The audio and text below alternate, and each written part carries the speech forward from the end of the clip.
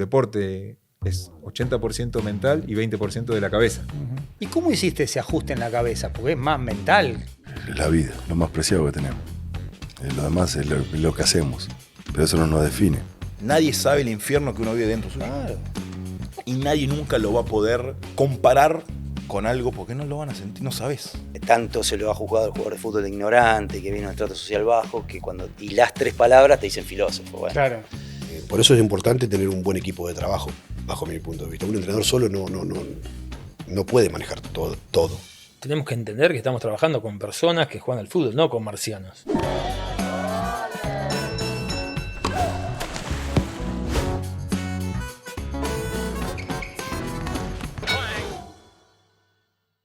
¿Y sentís que debe hablarse más de salud mental? Yo soy, digamos, parte de los que no hablan y está mal. Entonces yo los invito a todos que hablen. Pero si la gente que sufre estas cosas no lo hablan, nadie lo va a saber. Nadie lo va a saber. Entonces hay cosas que no se pueden premeditar si uno no lo habla. Y si el que lo habla se lo dijo a la persona equivocada, peor. ¿Te pasó? No, digo, No. pero he leído, No he sé. escuchado. Es tremendo eso. Si yo te lo digo, es que en realidad nunca te lo voy a decir. Te lo voy a hacer entender. Claro. Si después el que te Es muy difícil decir, che, mira, estoy... Eso.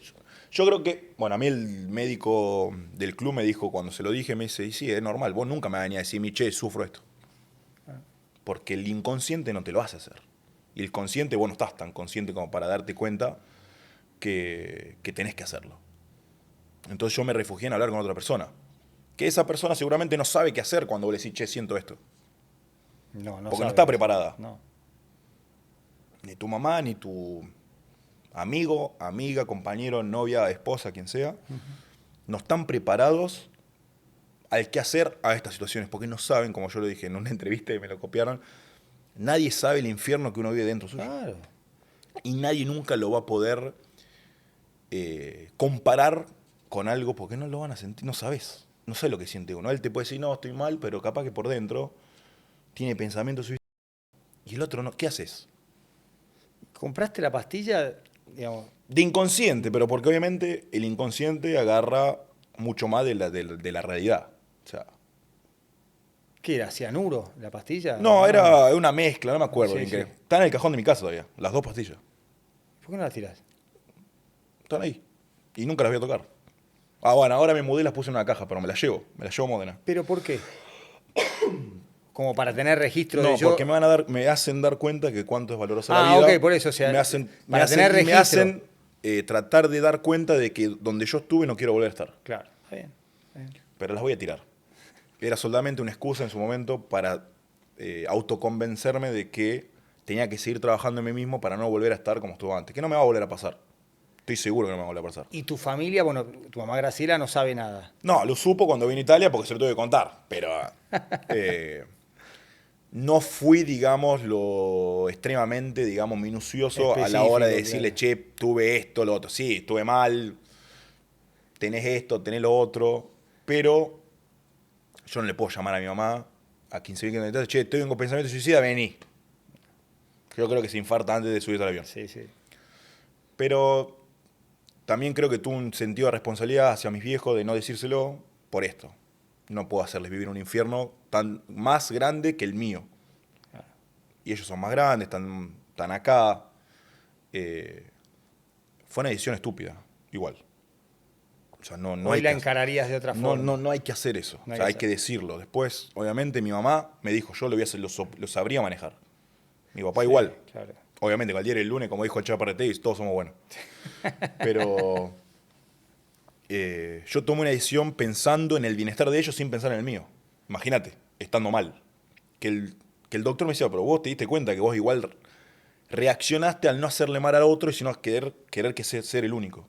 ¿El factor humano siempre fue tan importante o ahora se le da más valor por el tema también de la discusión pública, salud mental, esto de tocar la tecla correcta para cada jugador, no hablar de la misma manera a todos los integrantes, porque cada uno tiene su sensibilidad, su registro, su mirada de las cosas?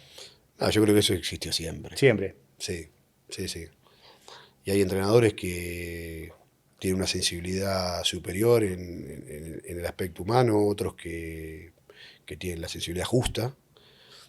Por eso es importante tener un buen equipo de trabajo, bajo mi punto de vista. Un entrenador solo no puede manejar todo. Pero sí creo que el factor humano es algo que un entrenador debe tener en cuenta. No es lo único, pero sí es necesario saber. A mí me ha pasado que si un jugador tiene algún problema en su casa, del tipo que sea, un hijo enfermo, una discusión con la mujer, sí, claro. O algún día tuvo un cumpleaños y trasnochó y ese día hay que evitar que entrene, y no pasa nada. No pasa nada. Si eso es algo rutinario, que claro. Yo no convivo con jugadores que no amen la profesión. Y amar la profesión significa muchas veces privarse de cosas que a todos nos gustan hacer, a todos, pero que no podemos hacer. Claro. Por lo menos con la continuidad que la puede hacer un amigo nuestro que no depende del cuerpo, ¿no? Entonces, yo quiero jugadores profesionales, pero que también hay momentos para todo, para divertirse, porque en definitiva somos personas primero, antes que jugadores. Pero hay que saber elegir los momentos. Después viene la pandemia. ¿Cuánto tuvo que ver la pandemia, la cuarentena? Bueno, también estuvo la muerte de tu viejo, a la hora de tomar la decisión de dejar de jugar. Bueno, muchísimo, porque justo ese año mi viejo entra en una enfermedad donde, bueno, primero la agarra COVID y después le detecta el cáncer en la garganta. Y bueno, de ahí fue como todo muy cuesta arriba para mí, ¿no? Entonces se hizo muy pesado tener a mi viejo internado, en tener que ir a jugar los partidos. Me acuerdo de los partidos del último año mío, tener que ir a jugar con mi viejo en estado vegetativo y yo tener que salir a jugar siendo capitán, poniendo la cara, y que si perdíamos era culpa mía y si ganábamos los demás se llevaban ese premio. Entonces empecé a no encontrar el significado a jugar a la pelota y ese año fue muy duro para mí. Y entonces cuando fallece mi viejo, desde ahí dije, ¿para qué más? Desde ahí dije, no podía más. Ya mi carrera no encontraba un sentido a seguir yendo a entrenar, a levantarme temprano para seguir jugando al fútbol. Entonces ahí decidí no seguir. ¿Dónde ves confusión? En todos lados. En todos lados. En el fútbol, en los medios, en la vida, en nuestra sociedad. Estamos viviendo una etapa muy compleja, que hay que tener una cabeza, hay que casi abstraer, entender la realidad, participar, pero también abstraerse, porque si no te absorbe. Toma un poco de distancia. Sí. A mí me preocupa que, yendo al terreno nuestro, el jugador está como muy desprotegido cuando en la derrota, muy vulnerable. Realmente tiene hasta veces que tener autodefensas de hierro, porque hay agresiones por todos lados. Ves a cualquier pibe en un programa de televisión que te opina, a cualquier dirigente que te opera, a un representante que te quiere sacar. Entonces, entiendo que si uno no tiene una red de contención y una cierta preparación para este mundo nuevo, en las cabezas se te estropea, pero a los 2 minutos. No sabes de dónde agarrarte. Es triste, pero no sabes. A mí a veces me cuesta también hablar de fútbol con alguien que diga, bueno, tiene un pensamiento auténtico del fútbol, no está contaminado por... perdió porque no transpiró la camiseta, porque no cantó el himno. No, viejo, el fútbol tiene propiedades auténticas, y un jugador que por ahí está deprimido a las 2 semanas hace un gol, y el mejor jugador del mundo se puede agarrar un gol abajo del arco y después hacer un gol eludiendo a 5 jugadores. Parece que desconociéramos eso. Yo siempre soy de las personas que me gusta estar en los momentos que por ahí no son tan buenos. Claro. Y ahí yo siento que ahí el futbolista donde vos sentís que necesita eso, ¿viste? El pibe que erró, el que se lesionó, ganamos un partido y hay un chico que se operó el cruzado, y levantar el teléfono y llamarlo y decirle es tuyo también. O no sé, o una persona que trabaja en el club que por ganar la Copa en Emiratos a los 5 minutos le mandó un mensaje que vos sos importante también, y sorprenderse por eso. Y entonces, ¿eso cómo se mensura? Es muy humana nuestra tarea. Sí. Y si vos no tenés ese sentido de humanismo, no lo podés hacer. Porque si no te sumás a la tropa del ganamos, perdimos. Claro. Entonces yo Como que no me paro en ese lugar. No te detenés en lugares que van más allá de ganar o perder. Por supuesto, porque aparte que me pone contento que hay chicos que les vaya bien. Y al que le va mal, ahí es donde hay que estar.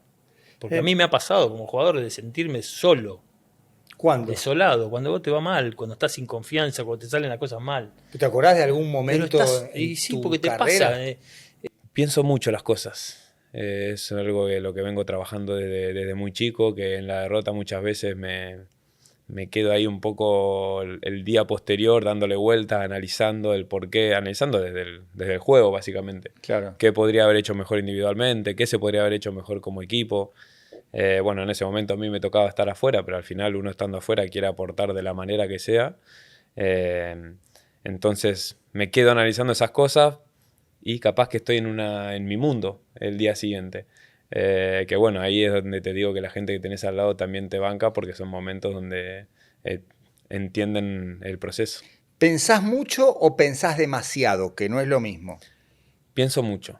Cuando era más chico pensaba demasiado y ahora pienso menos. ¿Y quién te ayudó a pensar menos? ¿O es la evolución, la madurez que dan los años? La madurez, pero me apoyo mucho en mi psicólogo, que lo conocemos, lo tenemos en común, Marcelo Rofe. Sí, crack, ¿en serio? Sí. Y sí, Marcelo ayuda para Sí, esas cosas. hace muchos años, la verdad que solo me planteé la idea de arrancar a través de un psicólogo deportivo y para la vida en general.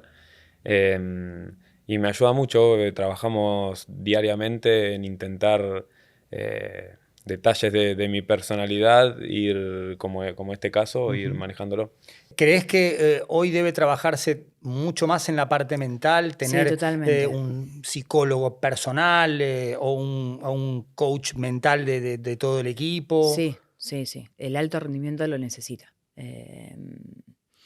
Nosotras trabajamos en su momento con él y con la psicóloga, Con él que y hoy Jessica sigue Frey. estando en el proyecto de Leonas. Y yo creo que tener por lo menos la posibilidad de tener a un psicólogo deportivo está buenísimo. Después está en uno si le das el tiempo para hacerlo, ¿no? De tomarte el tiempo de decir, bueno, me siento un rato y trato de expresarme a mí misma. Porque también, a ver, vos estás en el alto rendimiento, tu familia te apoya, te contiene, pero vos estás todo el tiempo pensando que tenés que mejorar, que tenés que entrenar bien, que tenés que ir al torneo. Y eso muchas veces no lo entiende. Tu familia no está con vos viviendo, ¿no? Y también hay un anabólico vida. hoy que son las redes sociales y una repercusión externa que quizás en el arranque de tu carrera seguramente no había. No lo tuvimos. Con decirte que yo me acuerdo que en su momento, cuando ya era una jugadora conocida, cuando las Leonas eran las Leones y demás, claro, teníamos una presión enorme y vos mirabas los titulares que salían después de los partidos Sí. y a veces te querías poner a llorar, ¿entendés? Porque encima era como, Aymar jugó tanto y con número, ¿entendés? Y claro, mi vara cada vez estaba... Yo pensaba que había jugado bien y por ahí te ponían un 4, ¿entendés? Tipo, decía, ay, tipo, ¿Pero te afectaba eso? Llegó un momento que me empezó a afectar. Imagínate hoy las redes sociales. No, O sea, no. yo soy jugadora de selección, prefiero ni leerlo Sí, comentarios. sí. Pero empecé no a leer ya lo que se escribía de las Leonas. Digo, yo voy a jugar y juego. Si juego bien, juego mal, la autocrítica será mía. O sea, Sí. la Además, vos crítica será eras lo mía. suficientemente exigente hasta incluso para Sí. decir, che, dicen que jugué bien, yo para mí no jugué bien. Sí, yo era tremenda. Me miraba todos los partidos, los que jugaba, lo de las ¿Veías otras. los partidos después? Sí. No, pero aparte también nosotras nos daban las imágenes buenas y malas. Sí. De cada una en particular. Entonces vos te las llevabas, las analizabas, después las hablabas con el entrenador. Hablo desde tu rol de director deportivo. Me imagino que la salud mental y la psicología y la fortaleza anímica del futbolista es un tema cada vez más influyente, con más profesionales para tratar, porque te digo, o sea, el jugador puede hasta dejar de jugar, deprimirse, pensar en una decisión drástica de suicidarse, o sea, no lo llevo al extremo. Ha habido casos de pibes que empezaron a perder el disfrute por el juego por las cosas que les dicen y por el nivel de agresividad que les llega, aunque quieran bloquearse desde las redes sociales o de los comentarios de los amigos. Yo no tengo duda de eso. No tengo duda porque he convivido todo este año en un mal andar y con chicos jóvenes, que nosotros tuvimos un área de psicología muy buena. Yo resalto mucho el trabajo que hizo Malena, se llama. Malena. Pero resalto mucho, porque no es que nosotros impusimos al futbolista que se respalde, el futbolista se acercaba. Ah, mirá. ¿Entendés? Entonces cuando vos te Iba el ganás, jugador, che, mirá, me están diciendo cualquier cosa. no, iba en la intimidad, ¿no? En su Sí, oficina. sí, sí, Pero claro. cuando el jugador elige ir, y no es uno, son todos, o por ahí con nosotros, porque como fuimos futbolistas, nosotros sabemos cómo piensa el futbolista y sabemos que está triste, que pierde la confianza, que por ahí algún familiar le dice, ¿por qué no le pegaste así o asá? Pero bueno, el futbolista sos vos, el que entra a la cancha sos vos. Entonces lo que vos le tenés que dar es seguridad, es confianza, ensayar bien en la semana, porque de la única manera que llega bien al partido es trabajando en la semana. Después también uno le puede inculcar, lee libros sobre fútbol, aislate, escucha música, anda al cine, anda al teatro. Hay muchas cosas que uno puede sugerirles porque lo ha vivido, pero hoy no tengas duda que la presión que tienen sobre sus espaldas es mucho más profunda que en épocas anteriores. ¿Sentís que debe tocarse con más profundidad el tema en el fútbol? Que hay que hablarlo sin miedo, sin tabú y sobre todo con mucho cuidado, que a veces el entorno, y hablo de dirigentes, periodistas, representantes, no registra ese factor humano cada vez más vigente y con más necesidad de cuidar? Para mí yo creo que hay que cuidarlo siempre, porque hoy en día estamos viviendo una realidad que es las redes sociales, la sociedad, por ahí. Un hincha tiene problemas también psicológicos y va al estadio y suelta todo eso. Y vos decís, la culpa es de nosotros. Eso en general es un estudio para toda la humanidad, porque el único culpable de que me pasen las cosas soy yo, no es el otro. Claro. Y tenemos hoy en día una realidad que es que echamos la culpa todo el tiempo, ¿no? Mirémonos nosotros primero y ya miramos al demás. Y eso pasa en el fútbol. Entonces, creo que es demasiado importante el tema porque todos somos al final seres humanos. El robot no existe. Y con el tema de las redes sociales, hoy hay también un sí, vehículo... tanto para lo bueno como para sí, lo malo. Sí, pero tampoco te define una red social. ¿Estás pendiente de las redes sociales? Cero, un poquito. Muy poco, tanto en las críticas como en reconocimiento, cero. Porque es una mentira. Para mí es una mentira. Pero sé que convivimos con eso, porque a mí las redes sociales o una foto no me define. O no me definen lo que por ahí piensa una persona de mí. Bueno, obviamente ese es el factor fundamental que hay que trabajar, ¿no? Porque en el tenis, viste, a veces me sigue pasando que cometo un error fácil, por así decirlo, entre comillas, y te quedas ahí. Y me quedo ahí. Ese punto, bueno, me hubiese dado un quiebre o me hubiese dado un set y tenés que salir rápido. Esa es la clave del tenis, pasar de página rápido para seguir con la cabeza en luchar cada punto, que eso es lo que después te da el resultado. Es difícil, Rafa lo marca mucho eso, sí, como él lo hace. Pero de chico uno, viste, con laburo de psicólogo, laburo mismo desde el entrenador, te van llevando a cómo es el camino. ¿Laburás con el psicólogo? Sí. ¿Hace cuánto que laburás con psicólogo? Y yo ya hace un montón. ¿Con el mismo? Sí, con Pablo hace más de 6 años. ¿Pablo Pécora? Sí, con Pablo. Ah, sí, lo conozco. Sí. Fenómeno, sí. Lo veo bastante. También, bueno, con mi psicóloga también subo un poquito en La Plata con una psicóloga personal. Claro. Así que, viste, hay muchos aspectos donde se puede trabajar, ¿no? Y con tu entrenador, pienso en lo que él te puede decir después de una bola fácil que vos cerrás, que te dice vamos, vamos. Y vos decís, ¿qué vamos, boludo? ¿Viste la pelota que perdí la chance de quebrar el saque, de ganar el partido? Hay como una tensión entre él que te dice, dale para adelante, y vos querés ir para adelante, pero todavía estás en esa bola que erraste. Sí, eso es muchos jugadores a veces lo expresan y le dicen al entrenador, viste, che, ¿qué me está diciendo? Mirá lo que me acabo de errar. Yo creo que ahí uno tiene que tratar de saber que todos tiramos para el mismo lado y tu entrenador va a querer lo mejor para vos y está por ahí tratando de de sacarte de ese momento que, quieras o no, es difícil. Yo estoy en ese lugar y me agarra una calentura y quiero romper todo. Pero bueno, hay que bajar porque a los 20 segundos tenemos que estar jugando otro punto y ya pasó. Y hay que ganar ese, porque si no, y si estás enganchado, ya arrancás en desventaja. Tocamos así tangencialmente el tema de salud mental y vos llegás a la primera de Huracán a partir del suicidio de Schumacher. Estaba Martín Ríos, Yumi, y vos eras, digamos, el tercero. Arquero. Sí. O sea, una situación que hoy, con redes sociales y con otro ecosistema de medios y tecnología, hubiera sido de un impacto mayor. Y eso que tuvo, yo me acuerdo perfecto de cómo pasó todo. Sí, Yumi la verdad que ya venía dando avisos. Fue pensándolo en el tiempo, él ya había tenido 2 intentos de suicidio de Rafaela. Y era un chico que fantástico, muy simpático, pero lamentablemente no se lo pudo ayudar. No se lo pudo ayudar y con el suicidio de él yo empiezo a ir al banco. Claro. Y ¿Vos te acordás cómo me acuerdo todo? Todo. Me acuerdo, jugábamos un amistoso en cancha de Huracán contra Arsenal y Martín Ríos estaba lesionado. Entonces lo pasaba a buscar Monsalvo y Pablo Gijena, y el Topo Gijena. Pablo Monsalvo y el Topo Gijena, lo pasaban a buscar a Yumi. Llegaron al club, claro, lo pasaban a buscar, no había celulares. Le tocaron el timbre 2 o 3 veces, no estaba, llegaron al club, le dijeron al Ocaso, al papá del Ocaso de hoy, y le avisaron que no había contestado Yumi. Y el Ocaso ya sabía, porque directamente llamó a la policía. Y cuando llegaron lo encontraron colgado. La verdad que fue terrible para nosotros, fue un golpe duro. Y que nos afectó, porque de hecho ese año el equipo anduvo muy, muy mal. No vamos a decir que fue solamente causa, pero fue un golpe duro. El club era lo que era, pero fue un golpe duro para todos porque era un pibe muy querido. Mira, un día estaba en México y fue la primera vez que yo fui a Cruz Azul y fue el primer momento donde yo no jugaba de entrada.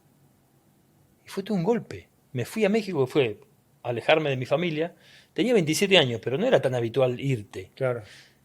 Y recuerdo que me encontré con Jorge Valdano y me dijo una cosa espectacular de una experiencia personal y lo tomé. Entonces me dice, no creas que todo es tan grave de momento.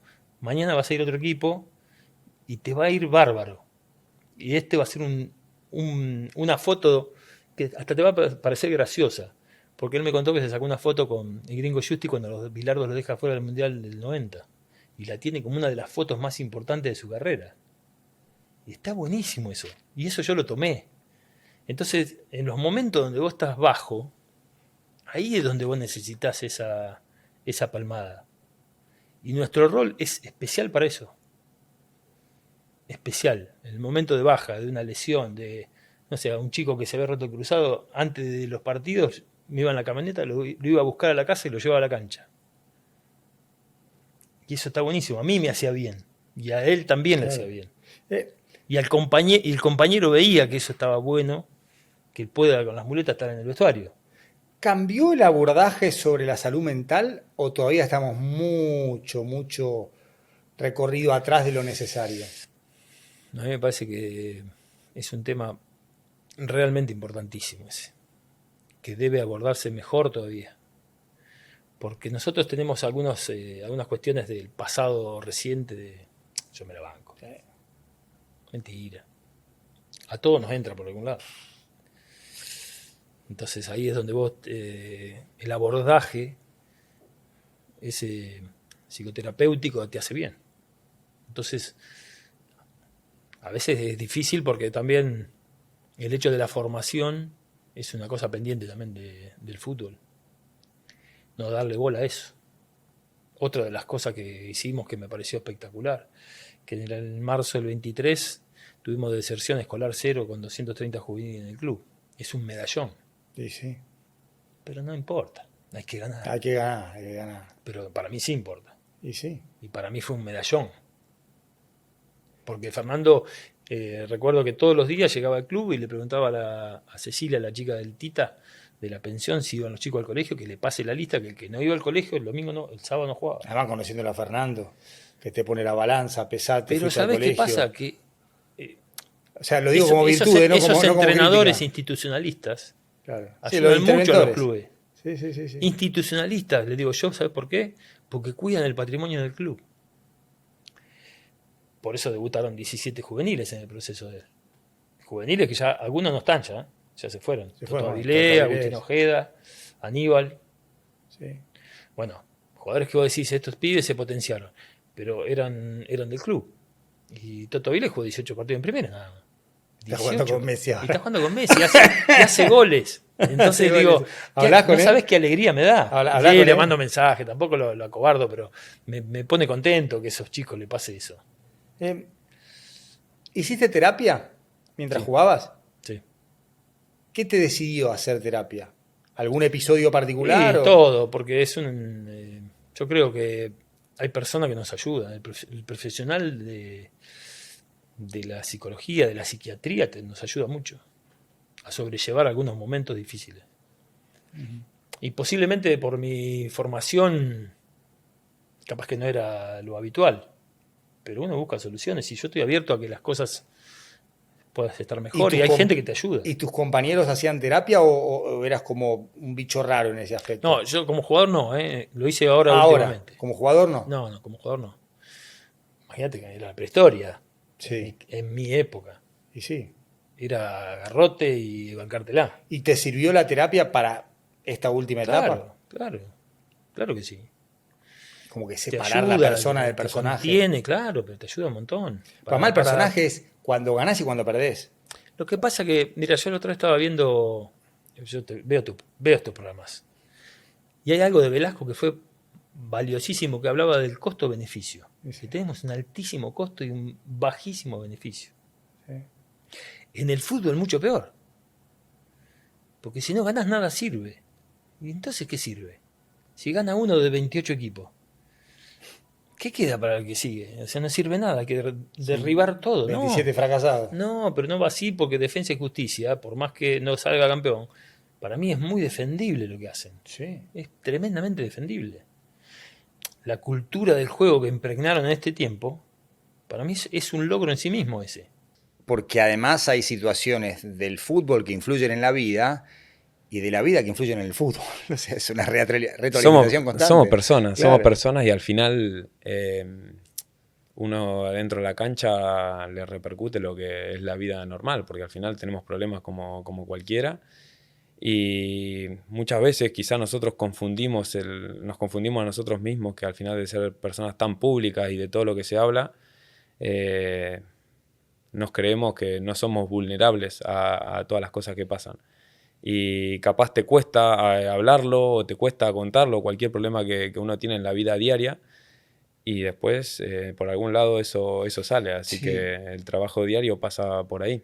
Sos una persona a la que le cuesta hablar de estas cosas. Obviamente con Marcelo creaste un vínculo personal y profesional, pero me refiero a tus amigos, a tu familia, hasta incluso compañeros de club o de selección. Sí, seguro que es otro de los aspectos que siempre intento mejorar, porque al final, por mi historia, por el caso de muchos chicos que hemos vivido de la misma manera, irnos chicos de casa, a veces estando lejos, uno no quiere transmitir ciertas cosas que le van pasando porque la familia está lejos, y tener un chico de 15 años a 700 kilómetros de tu casa es difícil para ellos, entonces como que te pones un caparazón que decís, no voy a transmitir esta cosa que me está haciendo mal, y te lo guardás. Y ahí empezás a crear quizá una personalidad que te lleva a no poder sacar lo que tenés adentro, o que hasta que alguien no viene y te lo saca con preguntas, con insistencia, no te lo guardás. Es como una armadura, un mecanismo de defensa. Exacto, ahí es donde te digo que a veces nos creemos invulnerables, por decirlo de alguna manera, que podés tragar y guardar, pero en algún momento sale. ¿Y compartiste ese proceso con los que eran tus compañeros, tu entrenador, en ese momento? ¿Ellos estaban al tanto o la procesión iba por dentro? No, a ver, hay a veces que, por ejemplo, me pasaba que cuando hacía un gol o estaba jugando bien, en el entretiempo me largaba a llorar y digamos, pocos, no, a ver, los compañeros sabían mucho de la situación, y era algo que me tenía que secar los ojos y salir al segundo tiempo como si nada pasara. Pero bueno, es una situación donde solamente saben mis compañeros, la familia, lo que yo pasé en ese año de de pandemia, ese año de que yo decido dejar de jugar. Me imagino entonces que en ese contexto de llorar en un entretiempo, aun cuando las cosas salieran bien, dejar de jugar fue casi como un alivio, como una liberación. Sí. El último partido fue con Racing, la definición por penales. Claro, la última vez fue eso. ¿Y ahí vos sabías que ese era tu último partido? No, pero ya lo venía procesando, ya era cuesta arriba todo momento. ¿Te costaba ir a entrenarte, por ejemplo? Claro, y ganábamos y yo hacía goles y yo seguía triste.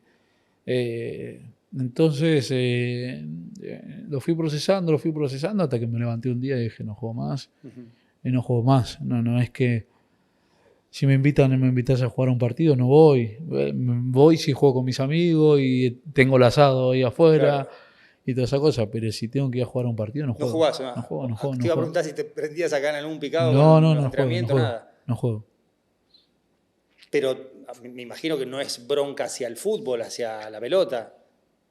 A ver, no sé si es eso. No lo hablé, digamos. Claro. Para mí es un poco y un poco, sí. Puede ser un poco a que me sacó ese último año de poder estar conmigo. Estaba obvio, ¿no? Pero sí, claro. No estar 100%, de saber que tenía una responsabilidad, que tenía que jugar, ser capitán y que muchas cosas pasaban por mí y no podía estar 100% con mi papá o con mi familia. Entonces es como, bueno, 50-50. Hoy me pasa eso, de decir, me invitas a jugar, no juego, no me pongo los botines. Ahora si me invitan mis amigos, mi hermano a jugar y sabemos que tenemos un asado, sabemos que tenemos un fernet en el medio que hace mucho no lo veo, sí. Pero si tengo que ir a jugar a un partido, no voy. No. No. Y en ese momento, digamos, creo que a Miguel el técnico. Miguel. Miguel, ¿cuánto sabía? Pues Miguel también. No, Miguel sabía todo. Sabía todo, sí, sabía todo. Y la verdad que Miguel en ese sentido, cuando yo tenía que llegar después del entrenamiento o tener un día que no estaba bien y no podía entrenar y toda esa cosa, la verdad que Miguel en ese aspecto siempre se puso de mi lado. ¿Hacías terapia en ese momento? No. No. ¿Lo hablabas con tu mujer? Lo hablaba con mi señora, con mis hermanos, con mis amigos. Eso sí, siempre fui a hablar las cosas. Uh-huh. Pero bueno, eso llevó a que un día diga basta y basta. Y en lo nuestro, nuestro rubro también, pibes que llegan y con la insolencia de no preguntarle a los grandes. Yo cuando empecé a comentar, me interesaba hablar con vos, con Macaya Márquez, con Fernandito Pacini, quería saber cómo lo hacían. Después uno forma un estilo propio, claro. Pero quería saber.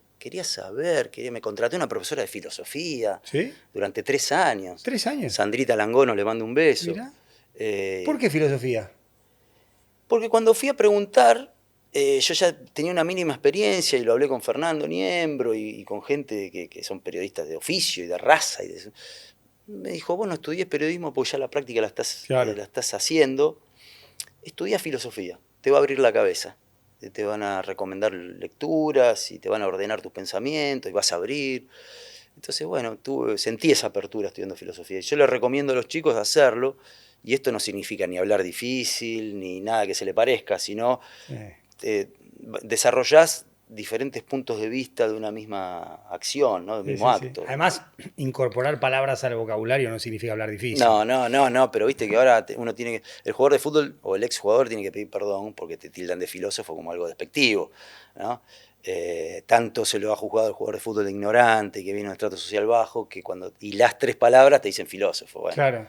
¿Siempre tuviste esa inclinación a la meditación, al yoga, hábitos alimenticios? Me interesa mucho ese toque, si querés, más de Djokovic en tu carrera, en tu vida. Sí, lo tuve de muy chico porque cuando empecé a viajar, cuando yo tenía 13 años, que ahí es donde empiezan viajes largos en el tenis, lejos de la familia, me costaba mucho. Y ahí tuve una psicóloga que me enseñó herramientas, me dio, digamos, de respiración. Y desde aquel momento que eso me quedó muy marcado porque me ayudó mucho y siempre las practiqué. Eso que me dijo a los 13 años, durante toda mi carrera lo fui usando, esas mismas técnicas. Y después el tenis te va acercando a un montón de conocimientos, gente que te va ayudando y ya de más, digamos, llegando a los 25 años ya fue algo que me empezó a interesar mucho más aún todo lo que es la alimentación y la meditación. Y en la pandemia, que estuvimos 6 meses parados del tenis, ahí me metí un poco más profundo, porque al final íbamos a volver a jugar y ese periodo en casa había que cuidarse mucho. Y bueno, ese año es el que terminó top 10. ¿Y cuán cerca estás del jugador? Mucho, mucho. ¿Te enterás de algo? ¿Preguntás? ¿Vas? O sea, ¿delegás la primera parte en un colaborador y después te ocupás vos? Tengo, por eso te digo, un cuerpo técnico en el sentido que me interesa mucho que estén cerca de ellos y quiero en la medida de lo posible, cuando el jugador necesita ayuda, bueno, es lo primero que hago cuando llego, ¿no? Que estamos para ayudarnos y ayudarlos. Y que nosotros no vamos a obligarle a hacer nada que ellos no quieran hacer. Lo que nosotros queremos hacer es convencerlo al jugador, pero primero queremos ayudarlo como persona. Si alguno tiene una dificultad del tipo que sea, estamos para ayudarlo. Y lo tuve en Estudiantes, lo tuve en Independiente, lo tuve en el segundo proceso mío en Estudiantes y ahora en Argentino estos 3 años también nos pasó. Y hay cosas que se entienden y uno es muy flexible y hay que abrazar y hay que estar cerca y hay que acompañar. Y hay otros momentos o otras situaciones donde el abrazar no va. Claro. Hay que actuar de otra manera. No por preocuparse del aspecto humano, quiere decir que siempre hay que abrazar. Porque el futbolista, cuando se reiteran comportamientos que no son adecuados y uno habla una vez, habla 2 veces y hablas y no puede cambiar y repite, al final, de alguna manera, no es que se perjudica a él, perjudica a todo el grupo, ¿no? Te pasó con Santiago Montiel, vos lo hiciste público después de un par de expulsiones. Sí. O sea, y me parece que es el ejemplo de... Hay una parte de contención, de abrazo, pero llega un momento en el que yo tengo que intervenir de otra manera. Y sí, bueno, lo de Santi, lo que pasa es que es un chico tan noble, con un corazón tan lindo, que yo a esos jugadores a mí me pueden. Me pudo Santi en Argentinos, conmigo esos jugadores, sí, a veces uno le tiene que tirar de la oreja para tenerlo un poquito controlado, pero ya son así. Claro. Pero a mí el jugador que tiene esa rebeldía, a mí el jugador que tiene esa rebeldía, pero que tiene buen corazón, que uno lo ve que es noble, los quiero siempre conmigo. Aunque de vez en cuando lo echen porque no controlan esas emociones. Bueno, el cabezón de Alessandro, por ejemplo, era bastante así. Sí. Y yo lo adoro. Y jugué en contra de él y jugué con él. Sí, jugaste en Zaragoza con él. En la selección. Sí, y lo quería siempre para mí. Y en Zaragoza nos llegamos a pelear porque en algún que otro entrenamiento era insoportable y digo, cabezón, basta. ¿Viste? Pero con un corazón. Un chico noble, sano, transparente. Santi Montiel es igual. Y en Argentina me tocó también con otros jugadores que cometían errores, pero que vos sabías que eran nobles, que son nobles. Yo con el jugador noble, con la persona noble en realidad me llevo bien. Hay jugadores o personas que de repente no cometen ese tipo de error, pero uno los mira y ya tenemos ese olfato de decir, este no es muy noble. ¿Y ahí qué haces? Primero lucharlo, porque creo que todo, lo más importante en la conducción para mí es conversar, y la conversación muchas veces no tiene que ser lindas, tienen que ser ni malas, tienen que ser positivas, ¿no? Firmes. Positivas, sí, o sea, vos podés llegar y tener un intercambio de opinión con el jugador, no coincide en lo que vos, en alguna decisión que pudiste haber tomado, y está bárbaro, pero se dice donde se tiene que decir. A mí cuando los jugadores se manifiestan públicamente no me gusta. Cuando ocurre lo del suicidio del Morro, vos empezás a hablar de salud mental, que hoy es un tema, si querés, más conversado, pero en ese momento no había muchas voces que brindaran alertas respecto, miren que esto merece atención y merece un abordaje serio, profundo. La vida, lo más preciado que tenemos. Lo demás es lo que hacemos, pero eso no nos define. Somos jugadores de fútbol, somos entrenadores, pero yo lo digo siempre, vos tenés una vida. ¿Viste? Al jugador de fútbol se le pide tantas cosas, tantas. Y algunas veces vos sabés la interna porque sabés que tiene un familiar que se está por morir. Y ese familiar lo crió, capaz. Y vos escuchás después que le dicen, y mueve las piernas, flaco, no puede con la vida. Ah. Es difícil. Vos, viste, a ver, yo me divorcié, y alguna vez se divorcian ellos también en el medio de un torneo. O algo lindo, son papás, pero dejan de dormir. Claro. Y después vos ves que hay una merma en su rendimiento al principio, porque aparte vos querés ser papá, y ellos tienen todo el derecho a ser papá. Sí. Todo el derecho. Y tienen derecho a casarse, y tienen derecho a divorciarse, y tienen derecho a sufrir, porque son personas. Yo no trabajo con androides, con robots, son seres humanos. Que les pasa lo mismo que a todos, con una presión descomunal. Y yo, por ejemplo, no le voy a decir al psicólogo, decime que te dijo tal, eso no existe. No. Eso queda entre ellos, y eso se sigue respetando. Pero muchas veces vienen y te dicen, mirá que tal jugador no está bien, no la está pasando bien, está con esto, pasa esto. Bueno, enfoquémonos en recuperarlo primero y después vamos a ver si puede jugar. Pero y en el medio está el periodista que dice, este jugador fue borrado o por qué no tiene en cuenta el jugador, y no tenemos la menor idea de... Pero tampoco lo puedes explicar. No, claro, no, y tenés que convalidar con el silencio un montón de cosas que no son ciertas. Sí, pero el jugador después te quiere por eso. Y sí. Y el jugador después se brinda por eso. Y la relación con el jugador después es otra. Es que ahí es desigual la proporción, porque es 1 contra miles. Los miles quieren saber algo que si vos se lo comunicás a esos miles, al uno, a ese futbolista, lo matás. A mí déjame el 1. Claro. Siempre. Vos no podés revelar algo íntimo, algo que le está pasando, algún problema que tiene, no lo puedes hacer. Y lo protegés. Y te toca a vos cobrás. ¿Listo? ¿Y te pasó alguna? Para bien y para mal. Sí. Para las dos me pasaron. Cuando yo me voy de Arabia, le digo a mi repre, le digo, me quiero ir al Morelia, de México. Pero Pablo, le digo, no escuches a nadie, yo quiero ir a México al Morelia. Pues yo ya lo había visto. Y a los 5 meses fui al Morelia. ¿No? Y me encantó. Me encantó. Cosas así me pasan. Sí. ¿Por qué? Porque me vinieron a buscar un montón de equipos que eran más tentadores que el Morelia y tuve la capacidad para decirle que no, porque me había ido a Arabia y podía estar tranquilo. Claro. ¿Me entendés? Y en Morelia me fue muy bien. Y después, al revés, viene la pandemia, me agarró miedo de quedarme sin equipo y fui a Tijuana, fui a Necaxa y que no me fue tan bien. Claro. Que tendría que haber esperado. Claro, ahí sentiste, mirá qué pasa, salgo del radar, no tengo equipo. Y lo que pasa es que en el medio de Tijuana yo estaba muy bien, en Tijuana estaba muy contento, el presidente un crack, lo quiero mucho, Jorge Hank, y se muere mi papá. Claro. Y me empezó la pandemia. Y no pude venir. Y me agarraron ataques de ansiedad, la pasé muy mal y me tuve que ir. El presidente me agarró, no me lo voy a olvidar más y es para agradecérselo toda la vida. Terminamos un partido, empezamos la pretemporada y íbamos primero, ¿no?